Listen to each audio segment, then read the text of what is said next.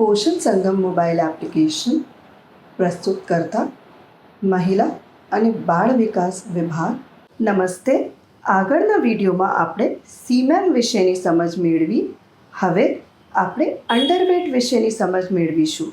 Login કર્યા બાદ આ પ્રકારનું ડેશબોર્ડ સ્ક્રીન દેખાશે. પોષણ ટ્રેકરમાંથી આવતા બાળકોની યાદી માટે ડેશબોર્ડ સ્ક્રીન પર નીચેની તરફ મધ્યમાં દેખાતા ગોળ બટન પર ક્લિક કરવાનું રહેશે. પોષણ સંગમ અંતર્ગત આવરી લેવામાં આવેલ અલગ અલગ 3 મોડ્યુલ જોવા મળશે. હવે આપણે અંડરવેટના બટન પર ક્લિક કરતા 3 વિકલ્પો જોવામાં મળશે. પહેલો વિકલ્પ બાળકોની નોંધણીનો છે. અંડરવેટ કેટેગરીમાં આવતા SUW અને MUWના પ્રત્યેક બાળકોની યાદી જોવા મળશે. બાળકના આઇકનની ફરતે દેખાતા રંગ પણ એનું કુપોષણનો પ્રકાર દર્શાવે છે. સ્ક્રીનના જમણા ખૂણામાં ફિલ્ટરનો આઇકન જોવા મળશે, જેમાં કેટેગરી પ્રમાણે બાળકોની યાદી ફિલ્ટર કરી શકાશે. બાળકના નામ ઉપર ક્લિક કરતાં તે બાળકની તમામ વિગત જોવા મળશે. બાળકના બંને પગે સોજા છે કે નહીં તે નક્કી કરવા માટે નીચે આપેલ બટન ઉપર ક્લિક કરવાનું રહેશે. ક્લિક કર્યા પછી સોજાનું પરીક્ષણ કેવી રીતે કરવું તેની માહિતી વિગતવાર દર્શાવેલ છે, જેને અનુસરીને બાળકને સોજા છે કે કેમ તેનો જવાબ હા કે નામાં પસંદ કરવાનું રહેશે. સોજા હોવાના કિસ્સામાં એડીમાનું વર્ગીકરણ પસંદ કરવાનું રહેશે. જો એડીમા હોય તો તે બાળકને CMTC અથવા NRCમાં રેફર કરવાનું રહેશે, અને જો એડીમા ના હોય તો આગળ વધો બટન પર ક્લિક કરવાનું રહેશે.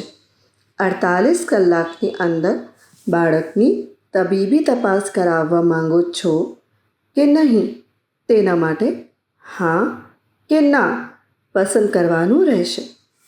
હા પર ક્લિક કરતાં પરીક્ષણની સ્ક્રીન ખુલશે, જેમાં તબીબી પરીક્ષણની તારીખ, પરીક્ષણ કરનાર અધિકારીનો હોદ્દો અને બાળકને બીમારી છે કે નહીં તે પસંદ કરી આગળ વધો પર ક્લિક કરતાં તે બાળકોનો અંડરવેટ કાર્યક્રમમાં સફળતાપૂર્વક નોંધણી થઈ જશે, તેમજ તે અંગેનો મેસેજ જોવા મળશે.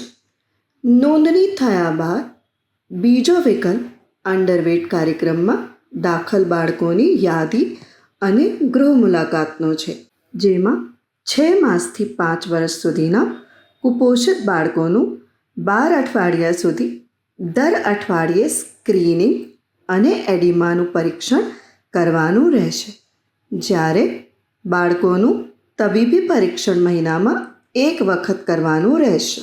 તે વિકલ્પ પસંદ કરતાં અંડરવેટ કાર્યક્રમમાં દાખલ થયેલ બાળકોની યાદી જોવા મળશે. બાળકના નામ પર ક્લિક કરતાં બાળકની પ્રાથમિક વિગતો અથવા પ્રોફાઇલ જોઈ શકાશે, જેની નીચે મોનિટરિંગ સમયસૂચિનો વિકલ્પ જોવા મળશે અને ગ્રોથ ચાર્ટ જોવા મળશે. સમયસૂચિનો વિકલ્પ પસંદ કરતાં 12 અઠવાડિયાનું તારીખ પ્રમાણે કોષ્ટક જોવા મળશે. કોષ્ટકમાં ડ્યુ લખેલું જોવા મળશે. તે દિવસે બાળકનું સ્ક્રીનિંગ, એડીમા અને તબીબી પરીક્ષણ કરવાનું રહેશે. જે તારીખનું ફોલોઅપ થયેલ હશે ત્યાં લીલા રંગની ખરાની નિશાની જોવા મળશે, અને જે તારીખનું ફોલોઅપ બાકી રહેલ હશે ત્યાં લાલ રંગની ચોકડીનું નિશાન જોવા મળશે.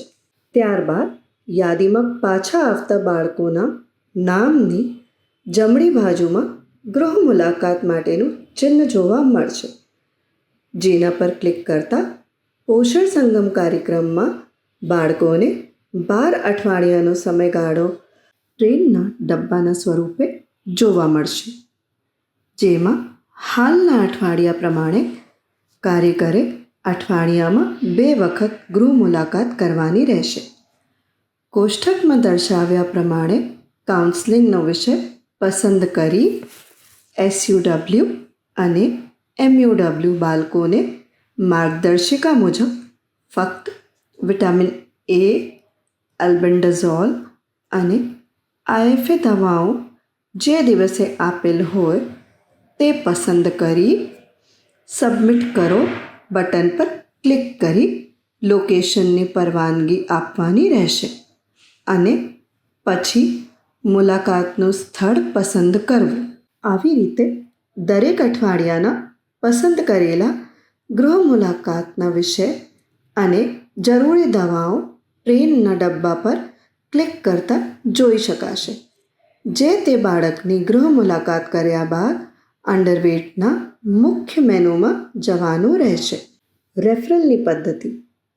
રેફર કરતા સમયે આરોગ્ય સુવિધા કેન્દ્ર પસંદ કરી રેફર કર્યાની તારીખ પસંદ કરવાની રહેશે. ત્યારબાદ સબમિટ કરો બટન પર ક્લિક કરતાં તે બાળક રેફર કરેલા બાળકોની યાદીમાં જોવા મળશે. રેફર કરેલા બાળક પર ક્લિક કરતાં બાળકની વિગત તથા રેફરના કારણોની વિગત જોવા મળશે, જેની નીચે દાખલ થયાની સ્થિતિવાળા વિકલ્પમાં દાખલ થયાની સ્થિતિ તથા દાખલ થયાની તારીખ નાખવાની રહેશે. જે બાળકને દાખલ કરવામાં નથી આવ્યું તેવા બાળક માટે નોટ એડમિટેડ વિકલ્પ પસંદ કરી તેનું યોગ્ય કારણ પસંદ કરવાનું રહેશે અને ત્યાર પછી સબમિટ પર ક્લિક કરવાનું રહેશે. જે બાળકને આરોગ્ય સુવિધા કેન્દ્ર પર દાખલ કરેલ છે તે બાળકોની દાખલ કર્યાની તારીખના 7 દિવસ બાદ ડિસ્ચાર્જની યોગ્ય તારીખ અને ડિસ્ચાર્જનું કારણ પસંદ કરવાનું રહેશે. તો આપણે અત્યાર સુધી EGF, CMAM અને અંડરવેટ મોડ્યુલની સમજ મેળવી. આ એપ્લિકેશન આપને પોષણ સંગમ કાર્યક્રમની કામગીરી કરવામાં સરળતા અપાવશે.